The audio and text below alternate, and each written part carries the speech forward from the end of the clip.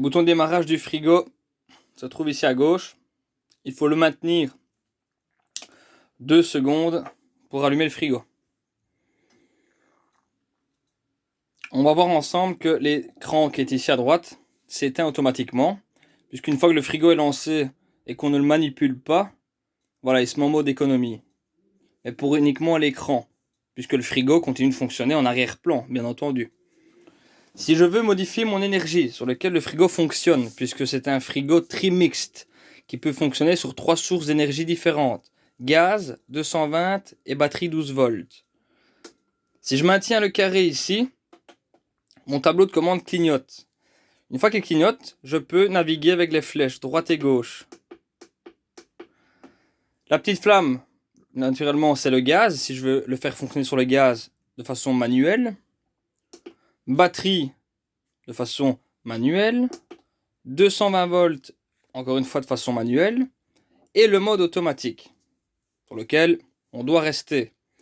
Donc je veux valider, je veux que mon frigo soit automatique. Je réappuie sur le carré une fois.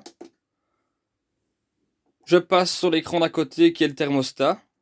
Donc je peux diminuer ou augmenter l'intensité du froid du frigo. Je dois une seconde fois valider en appuyant sur le carré. L'écran est stable. C'est que c'est bon. En automatique, il a vu que le véhicule ici était branché sur le secteur. C'est pour ça que la prise de courant est allumée à côté. Donc en mode automatique, si vous êtes branché comme ici, le frigo s'en aperçoit. Et il décide donc de fonctionner sur le 220 volts comme un frigo domestique, comme à la maison. Si on vient à retirer la prise, le frigo va switcher tout seul sur le gaz, à condition que les bonbonnes soient ouvertes. Mais le frigo, tout seul de lui-même, va se lancer sur le gaz. Vous démarrez le moteur. Il s'aperçoit que les batteries sont rechargées par le moteur. Seulement là, uniquement à ce moment-là, il décide de faire fonctionner le frigo sur le 12 volts pour maintenir le froid. Le 12 volts, il va servir à maintenir le froid pendant le trajet, sur la route. Le frigo a une mémoire, donc si je l'éteins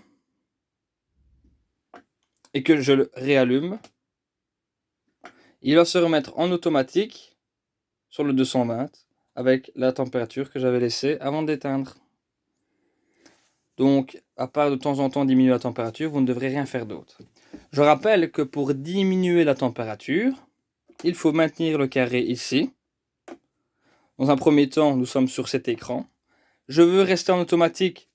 Je ne touche à rien, sauf sur le bouton de validation pour passer à côté. Vous voyez ici, je n'ai pas été assez vite. Il est sorti tout seul de ma procédure. Donc, je disais, pour changer la température, je dois quand même passer par le premier écran en faisant clignoter les sources d'énergie. Je ne change rien, donc je dis OK, je suis bon là où je suis. Et là maintenant, je peux diminuer mon frigo, valider. Il va rester en automatique sur le 220. Troisième puissance thermostat. Donc en mode automatique, c'est lui qui fait tout. Il vous dit, vous êtes branché, je fonctionne en 220. Le moteur tourne, je me mets sur la batterie 12 volts. Vous êtes à l'arrêt, pas branché, je prends le relais sur le gaz. C'est lui qui décide, c'est lui qui fait tout.